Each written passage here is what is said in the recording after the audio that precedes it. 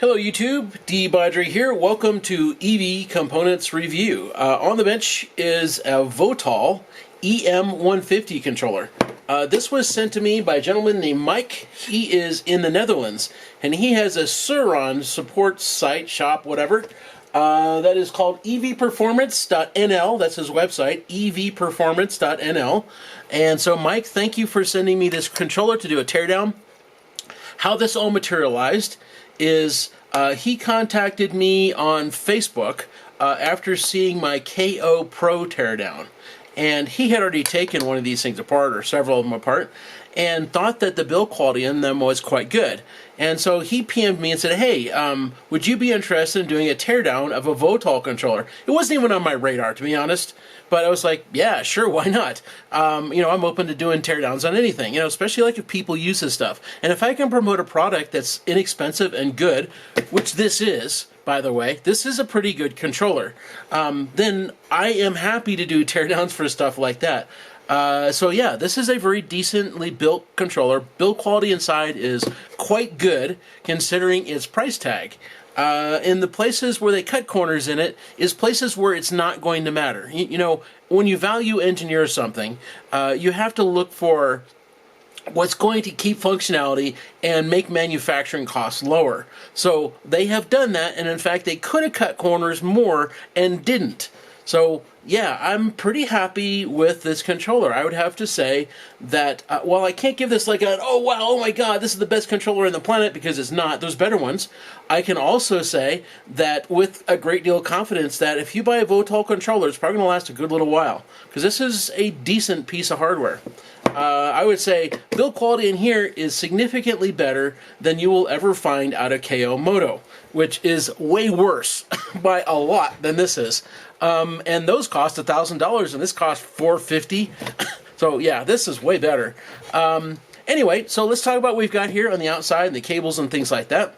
So you have this little plastic cover here, and that's held in place by 2 screws. And they thread into plastic, which isn't awesome. I would much prefer those to be brass inserts and use like M4 screws to hold this plastic plate down. But yeah, so that's a way that they cut corners, right? By making stuff like that cheaper, and this is just ABS plastic. So this is super cool. Right here, as you can see, it says 9 plus or minus 2 Newton meters. And that's for threading in the screws that would go into the brass standoffs, which are right here. But yeah, I've taken them out to do the teardown next. Anyway, the screws themselves are hex head screws. So no just Phillips head. You can put a wrench on there with a socket and crank these bad boys down to the tune of 9 Newton meters, which is a fair good bit of torque. And the reason why you can do that is because they're not soldered down. Instead, they have 4 threaded holes in the bottom of them. For M3 screws, and they go all the way through the circuit board. They're well reinforced. There's added metal on the circuit board where these screws go in. These are not going to tear out. You're going to have to really be a moose on those hex head screws in order for you to tear one of these things out, because they're going to be really nice and solid. And you'll see that later on when I get inside. So yeah, this is really good. You're not going to tear these off. And there's not even a reason to warn you about that. Like if you look on the KO Moto website, they specifically tell you, you know, to not crank on the screws, use just the Phillips head screws that they provide. They call them bolts, but yeah, they're not. They're just M6 screws. But yeah, they tell you not to crank on them and to not use anything else. No Allen head, no hex head screws, because, well, the brass standoffs are no larger in diameter than the handle is on my X-Acto knife. And so the only surface contact they've got with anything for strength is a solder pad that's on the bottom, and then that's soldered down to the traces on the MC PCB, which doesn't really adhere very good to circuit traces anyway because it's ceramic coated. So yeah, the chances of you tearing that up are fairly significant. And I also showed that on the Teleria and Surron teardowns, which do it the same way as well. So this you will not have that problem with, because, well, they are nice and secure. By the way, this is all CNC machined. There is mill marks on the edges. This channel in the bottom is milled out. This was all milled off. Yeah, this was a part that was made. It wasn't some cast thingy, or if it was, they then had to machine it after the fact. But yeah, this was something that was made on a mill, CNC milled, and probably that's somebody's entire job is just making these silly things. They are made out of some kind of material that's solderable, so you can see that that's got solder on it because I soldered to it. Definitely like those screws in the bottom of it. This is a pretty decent piece of hardware right here. This is not cheap. So this is one of those ways that Votol did not cut corners and things.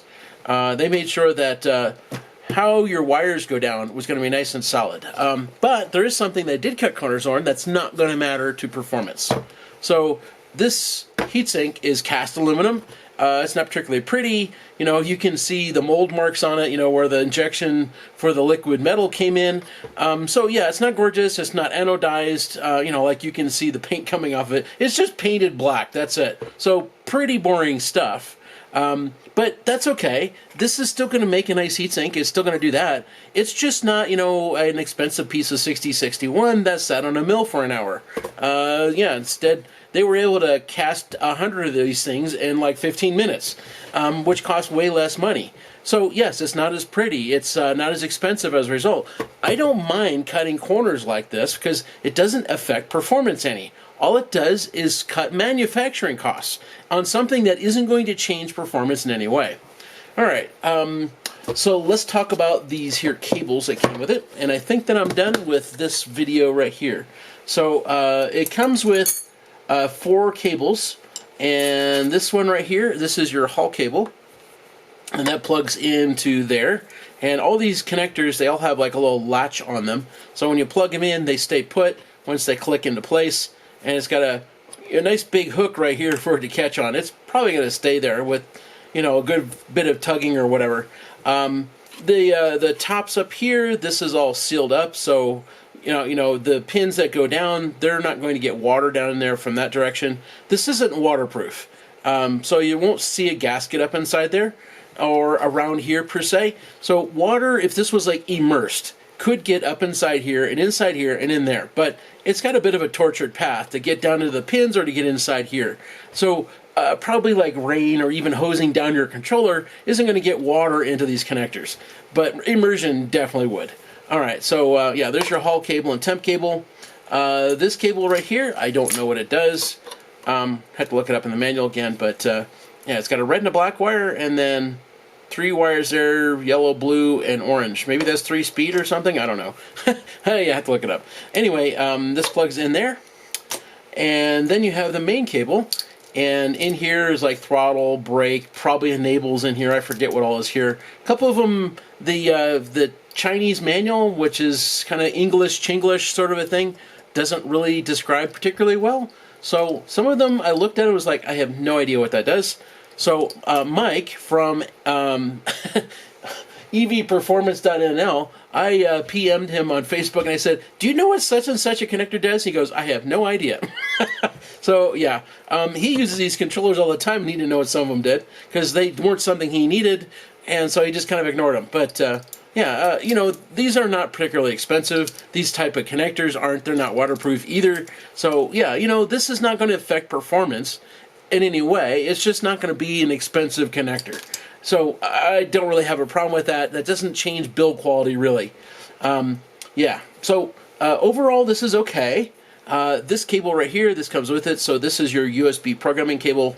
As far as I know, there's not like an Android app. There's no Bluetooth module, at least not that I got, from Mike. But yeah, I got this USB programming cable, and I have the Windows app for it so that I can program the thing on my laptop. And this cable plugs in to right there.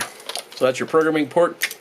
And then you can plug that into your computer and make setting changes. Yeah, it'd be kind of cool if it had Bluetooth, but I didn't get one with it. If that exists, don't know about that. Really don't know a whole lot about these controllers. When I first saw them, probably a year ago, like on AliExpress, was like, yeah, just another Chinese controller, and didn't really think anything further about it. But yeah, now that I have one in my hands at Mike's request, I can say that I'm pleasantly surprised at the build quality. It also comes with this bag of more connectors and spare pins so that you can crimp some things on. I have all the screws, all the M6 screws in here as well, so I just didn't lose them. But anyway, yeah, it's a pretty decent piece of kit. You know, it's a budget kit, but it's still a pretty decent piece of kit. And build quality inside here is quite good. So anyway, on my next video, I'm going to open this thing up. We're going to look inside, look over the board just as an overview, and then I will do a third video where I get down close with the macro lens and we're going to look at things right up close.